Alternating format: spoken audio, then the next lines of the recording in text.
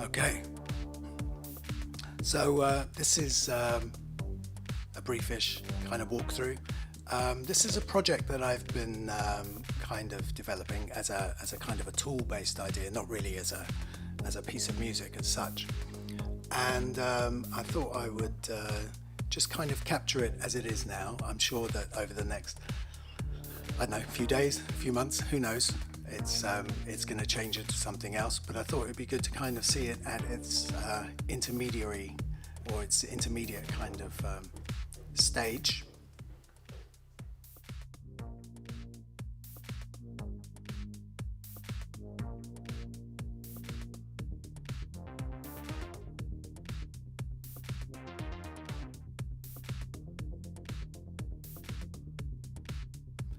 So it's very much a variation that's very similar to the work that I've done already in various videos and projects, which is about kind of these melodic kind of generators, kind of tools. It's a bit generative, but it's not something that is going to necessarily infinitely generate ideas, but but certainly with this particular sound, with this kind of synth-based type sound, it's got a certain sort of meanness to it, which I thought was quite interesting.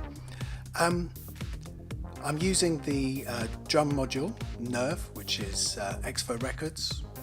Really like it. It comes with a great library of kind of sounds and some samples, and not just samples, but loops and various other things. And that's it's always, you can never have too many of those.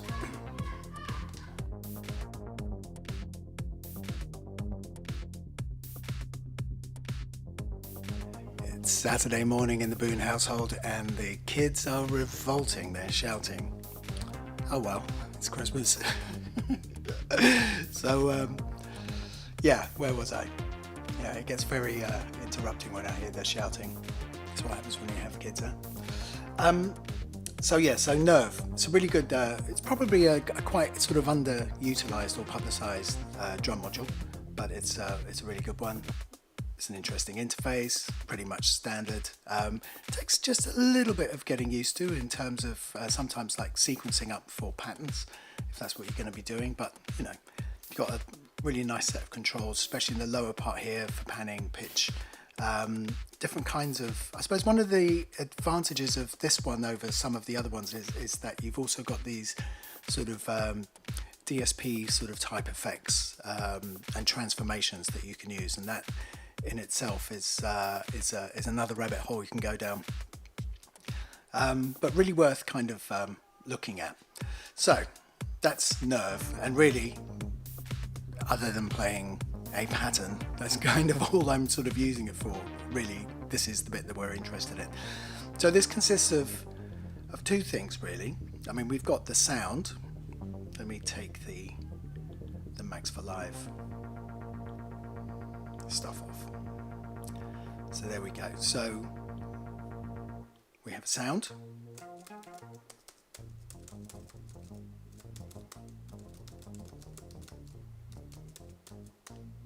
And that's what we have there.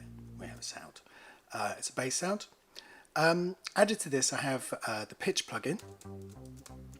And so the pitch plugin is one of those points that's being automated. Now, to generate the note data, the event data, we have I have a MIDI clip here that's running in 16th notes. If you watched any of the other videos, then you'll also realize that we don't necessarily have to be doing stuff in just 16th notes. We can actually assert different sorts of patterns if that's what we want to do. So this one is now, if that's the pattern we want to do, let's say that's the one we want. So that's it, just a static pitch. It doesn't change. All the pitch change is going to be generated in the using the pitch plugin. And to just kind of make it conform, I've also got the scale plugin device that's here. And again, for the scale device, we can use that to we can use the scale device to kind of locate it at a particular. Sorry, I'm just going to rearrange the camera. There we go. It seems to have moved. We're going to you can use the scale plugin to essentially sort of constrain it to a particular sequence of notes or particular type of key or whatever it is that you want to kind of get out of it. So that's what we have there. Added to this, I've got a little bit of delay. That's it, and then the rest is basically just a generic device that's come out of the Ableton library. A little bit of delay on either side to give this kind of, the idea is a rhythmic slapback.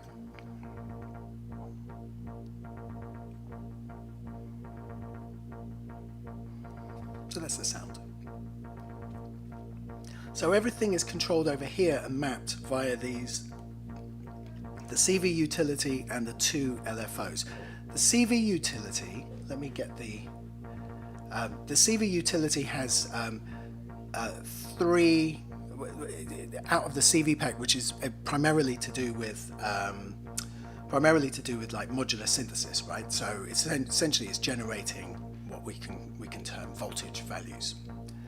So 1, 2, and 3 here are three discrete sort of voltage values, and so some of them are being automated, as you can probably see here. They're grey, so they're being automated by the LFOs that are here. This one is being treated as a static voltage source. So we have these in modular synths. So a static voltage source will require, or a manual one, so essentially we're going to move that one around to identify some interesting note areas. So that's what we're going to be doing there. Again, you've got the depth, which controls the amount of, or the strength of the signal coming out. And it's a global one, so it basically acts as a depth control for all three CV values. And then we have an offset. So an offset is essentially it's kind of like a polarity adjuster. It's plus or minus. So if you want it to be favoring lower values, then you move it to the left. If you want it to favor higher or more trebly, higher pitch values, then you move it to the right. So it's bipolar. So that's what we have there. And much like with many of the other Max for Live sorts of tools, you have a single screen that shows you one parameter that you can map. But then when you click the icon just in the left on the window there, you can have up to 8 mapped. And again, we can scale the amount of each of these, in addition to the scaling that we have on the left-hand side, and also the depth and offset controls. We can also scale them here. So you can see that I'm controlling the filter cutoff, the filter envelope, and the pitch. So I'm controlling these on over here. So in these macros, they're all being controlled by that CV tool, that CV utility. At the moment, we're not hearing anything because I've got the amounts are set to 0. So I'm just gonna, so you can hear the pitch change, right? Now these values are all static until they are animated by the LFOs, right? That's the important thing to appreciate here.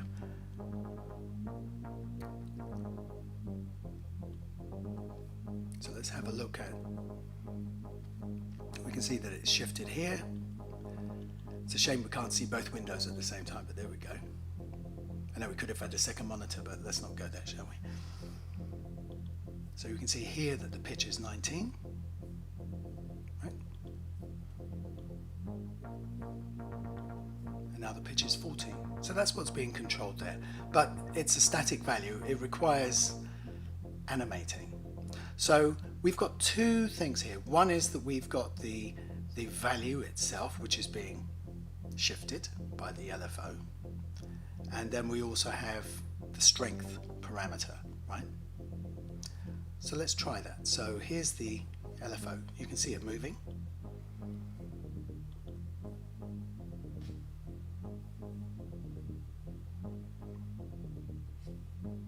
It's kind of a nice little melodic shift. See, at this point, you could, I mean, you know, you can change the, let's take it to a minor pentatonic, let's say. It's not too different because they're both minor, right? Let's change it to Mixolydian.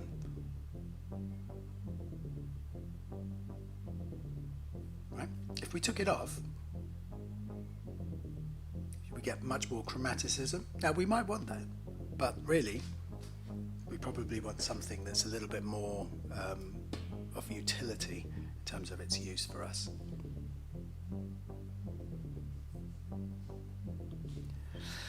Then what we can do, change the amount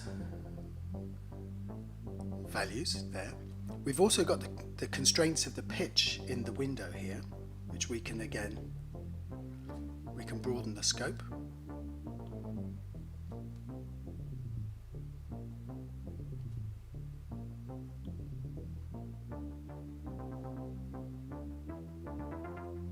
So you can hear how we can move around and kind of design roughly the boundaries, the range that we want to use. We can't necessarily determine all of the notes, but with a combination of constraining values and constraining the pitch data, we have those things. Let's go back to the 16th notes, which is this one. That's all 16th notes. So this is one of the static values. So the static value can be used at kind of like an offset. It's a positive offset in that it's unipolar, so it only gives positive values, you don't get negative values. Okay, I'm going to bring number 3 in.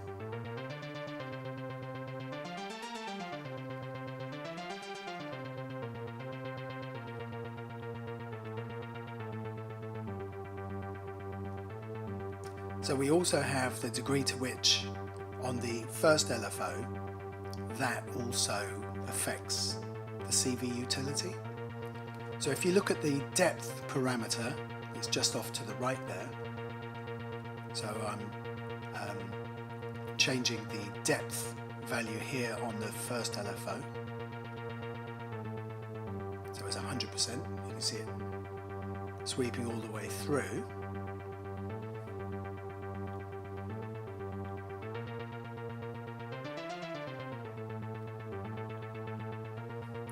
And then finally you have the second LFO is producing a more complex bubble, right?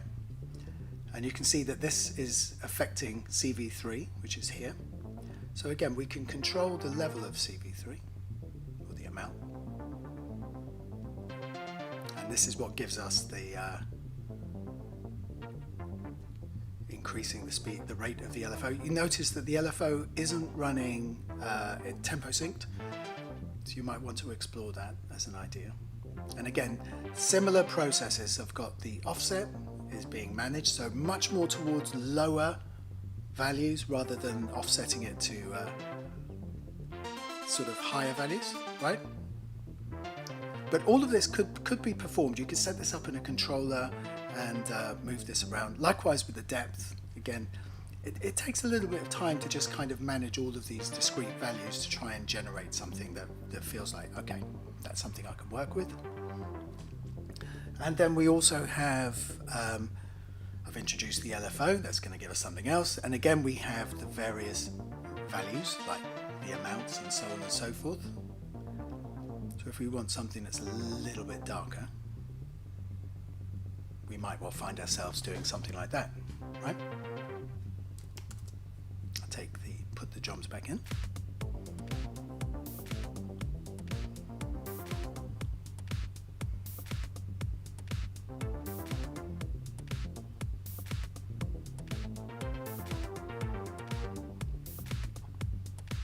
Now those silences may or may not be the lack of activity, so again we might sort of bring a bit more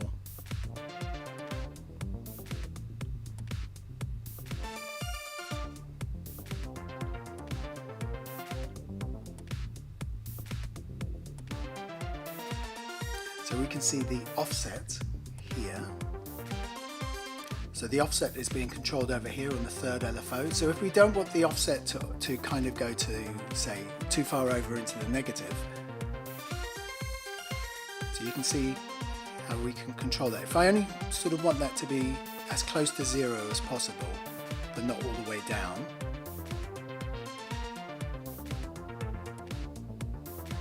so we don't want it to go all the way down.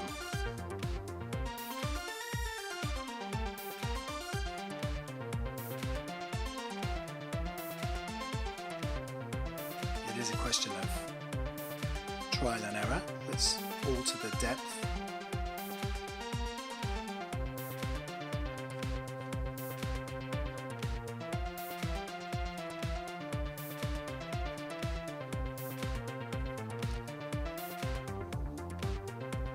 Let's take that offset down a bit more. Get a bit more of the darker sound. So the way that we can vary this is to kind of change the MIDI clip data in terms of the rhythm of them. So let's have a look at a few more of those.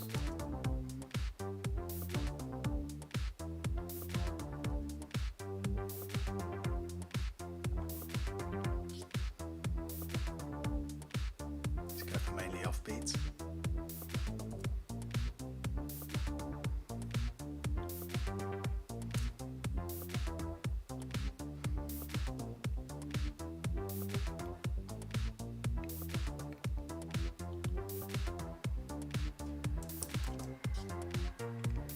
So we can have something like that. And again, changing the scale. Let's go for Lydian mode. So we can feel much more of that kind of major sort of sound coming through. Sorry, T.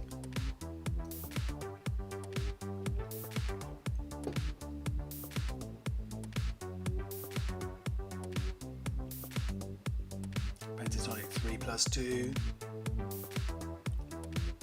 Just the black keys. So you can see it's a combination of things. You really sort of need to be patient because it's not necessarily something that's going to happen because it gives you a bit more control than if you were using an arpeggiator, in that you can design the rhythmic values, and you certainly get a lot of control in terms of the use of all of these CV values, these offset values. And obviously if you have a module, you'll be able to send the CV to one of your audio outputs or onto something else that can receive the data.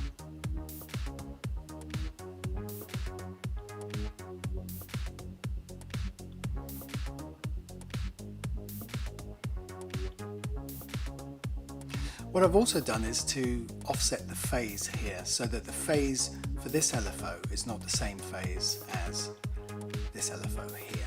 And as you can see, this LFO is tempo synced, so let's try it at a different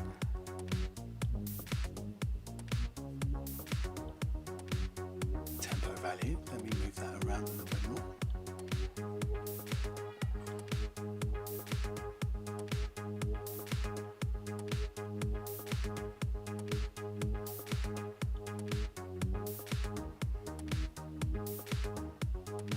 Let's try with the other one. And bring the other LFO in.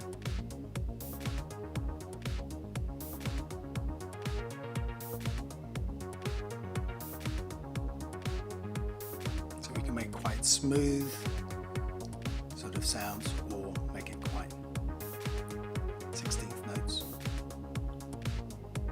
And we can kind of design the...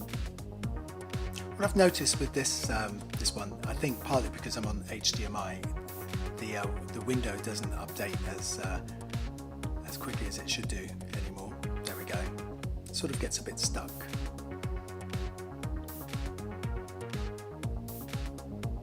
But I found that one kind of worked.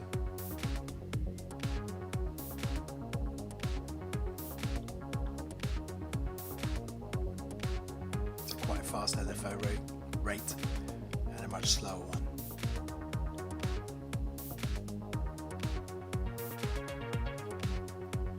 So there's quite a lot of windows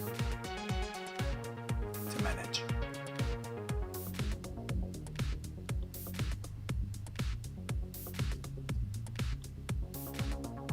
You can make it a kind of a dark burble.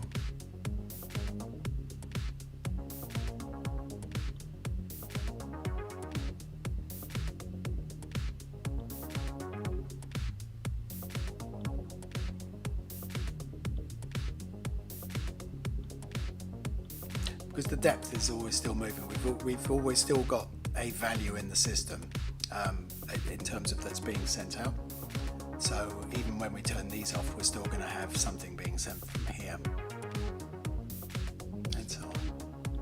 So there we go. So we control rhythmic values from the MIDI clips, and you can see the work that's going on here and here. We control generate pitches here. So as opposed to using, say, the random tool, which if you've seen some of my other videos, I'll be using the random tool.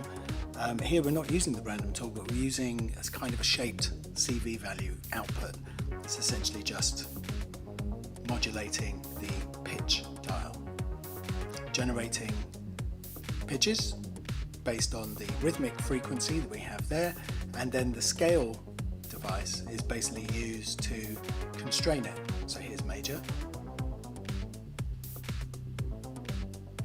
Now sometimes when I'm looking at it, I'm sort of in many ways trying to see whether it accesses every single note in the scale or whether there are some gaps, and then thinking about which bit of the CV tool needs to be adjusted because this is where it gets a bit like finicky.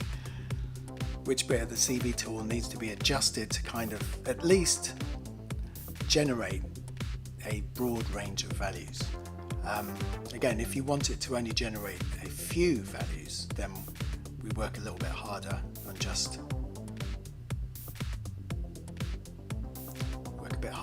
kind of constraining it. You can see here the pitch.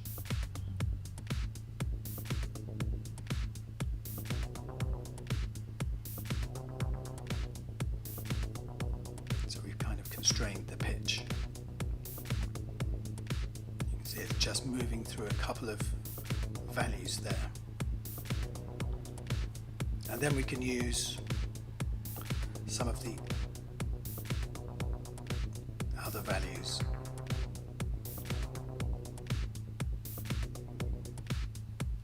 Let's change the offset, bring that up.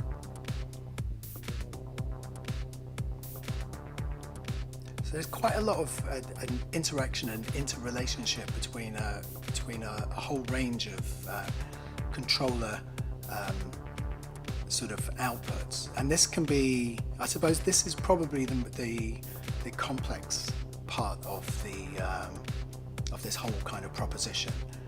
I mean, the things to be considering is how maybe to have them all, once they're all kind of set and they feel kind of complementary, the question then would be whether you can have one sort of macro knob that would essentially control everything, and when you move it, all of the values will change.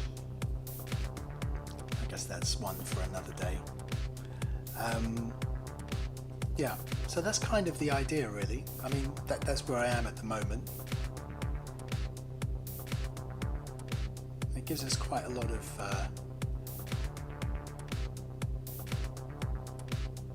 control.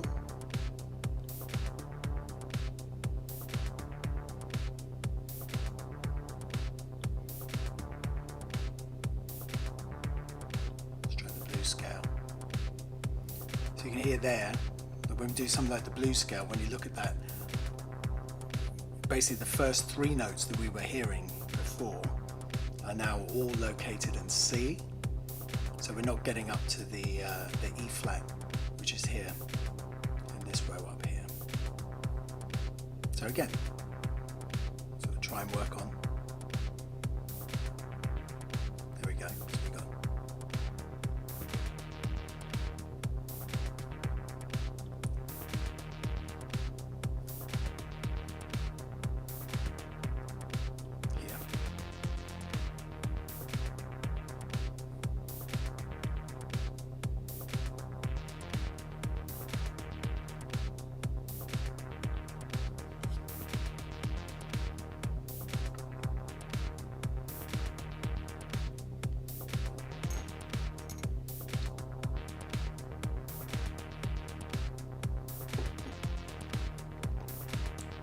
Works well.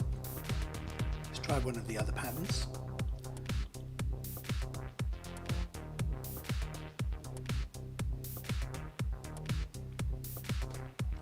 Now the main issue about all of these sorts of things is really that these, because these values are being generated in the moment, they're not played values and they're also not programmed values. You know, we're not playing them on the piano or keyboard or writing them out or building them in the clip window as a MIDI clip. So one has to capture that. So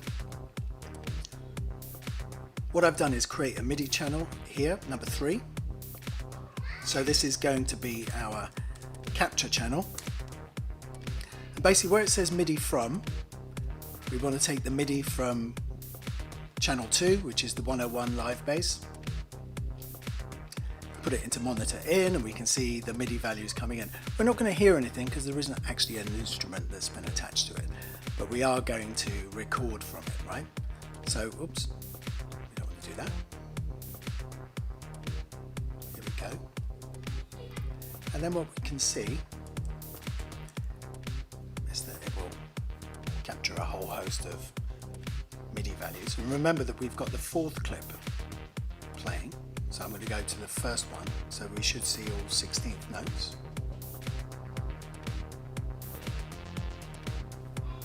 And again, if we wanted to, we can create a little bit more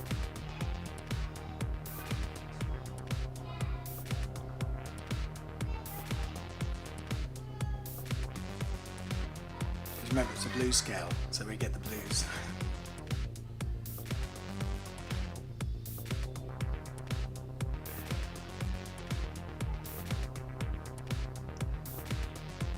So it's quite possible to do this under a kind of a single sort of parameter kind of change. I mean, personally, I don't really use a lot of controllers, but the controllers I do use would be something like from Lima, like the line Lima on the iPad, and then I would just design a bit of a control surface that would allow interaction, you know? So that would probably mean preparing clips in advance, which would be on channel 2, and then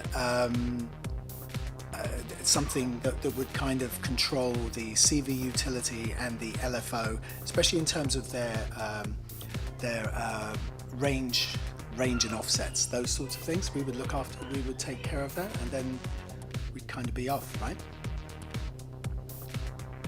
So we can make the offsets mainly positive. So what's kind of needed from us is to kind of understand, I mean, this is what's kind of true about modular synthesis as well. It's to try and understand what shifting a voltage value actually means and how it might, you know, depending on how you're using it in the patch, in terms of what the potential outputs might be. For some modules, it can take quite a while to try and understand what's going to be coming out.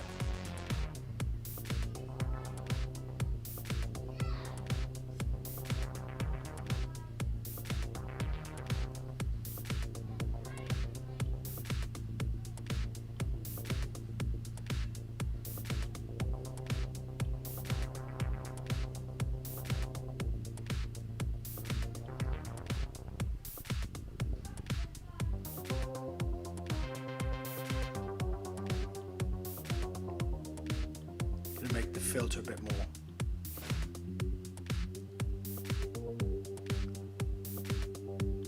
Here's the cutoff.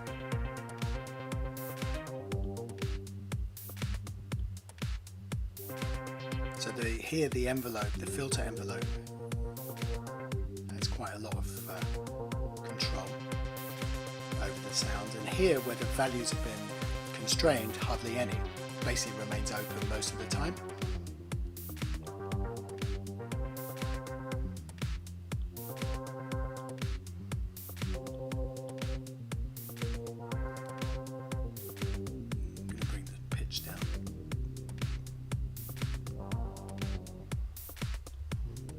Might be a bit too far, but there we go. Again, you know, we're going to capture the MIDI, but again, that isn't necessarily going to capture the performance. So the other thing that we will want to do is basically capture the audio. So that's going to come from the same thing, the live bass. So we're going to capture that. It's going to turn that one. I'm going to stop the MIDI recording. It's done 127 bars. I think that's enough. And then we're going to record the audio. So post mixer. So in this drop down, the second drop down, you have a number of parameters. And if you see this dividing line that's there, so pre-effects means before any particular effects that we might have in place. So that will be before the delay that's on the channel. Post effects means after the effect. But we'll also ignore, much like the pre-effects, we'll also ignore what the mixer setting is on the channel itself, right? And post-mixer is the one where we've set, where it should be set by these values here. So if we take this down, we lose the signal on the channel we're going to be recording to, right? So that's the bass coming in. So we have to sort of make a decision. If we do post effects, you can see there's quite a big jump. Right? So if you don't want to have that, you might need to put a utility after the delay that essentially just scales back the volume, or set it with the channel and make it post mixer. The ones underneath the dividing line are basically because we're using a rack, or I'm using a rack, and then that means that we can go pre-effects in the rack if there are any effects in the rack, post-effects just after them, and then obviously post in terms of the mixer level on the rack. So it gives you a lot of options. We're going to do post-mixer. Here we go. And then that's going to record the audio.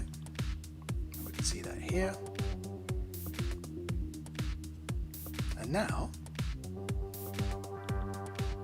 I've actually recorded it on the CV channel. It's a bit silly, but you get the idea.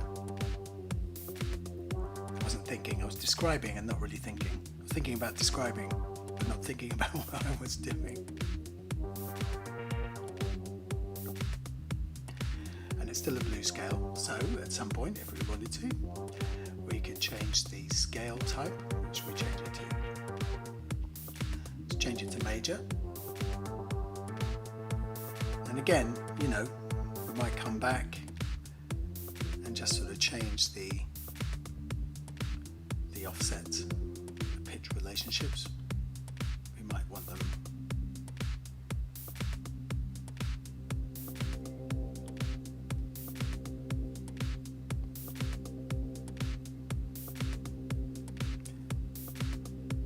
because they're equal, they're not moving, it's 45. Again, like you hear stuff and you're going to think, what is actually causing this? What have I done? which knob do I need to move now, or which parameter needs to change to be able to kind of make something work? So yeah, it's not the same as playing a piano or playing a keyboard, but you can design something. Okay, so I'm going to stop that one. So therefore, we then have the MIDI output, which we might want to use for something else. If we were going to double the bass sound with something else, we could capture on both channels at the same time, and then be able to double the bass sound with another instrument afterwards, if that's what we wanted to do. So we have that. And we've also captured the output from the bass in terms of audio, and that's here.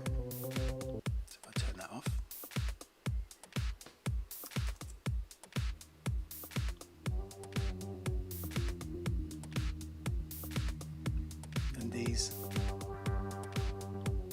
CV utilities and LFOs have no control over the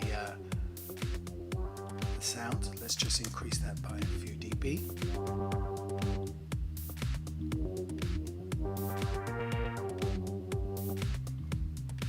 Let's make it 4.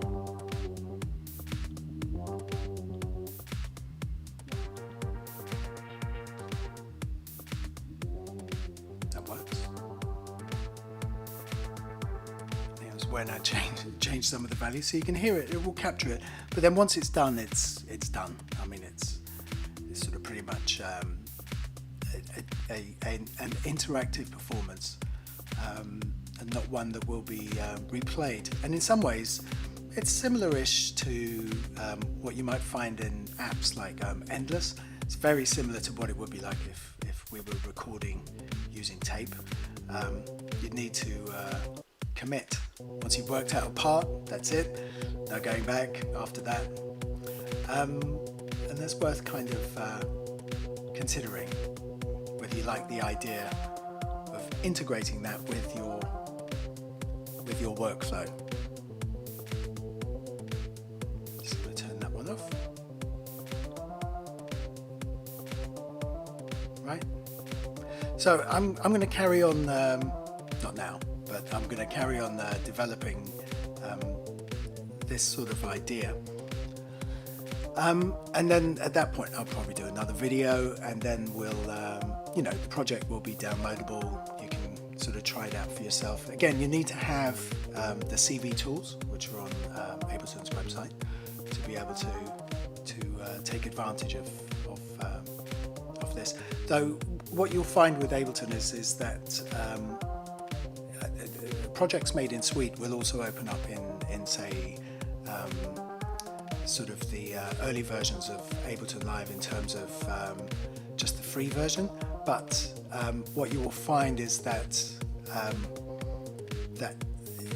it will open up the project for you, and you'll be able to use it, but you won't be able to save in there if you've made sort of like edits and so on. So that's kind of the only disadvantage. But Ableton is able to open Suite projects whether you have Suite or not, but you won't be able to save them unless you do have Suite.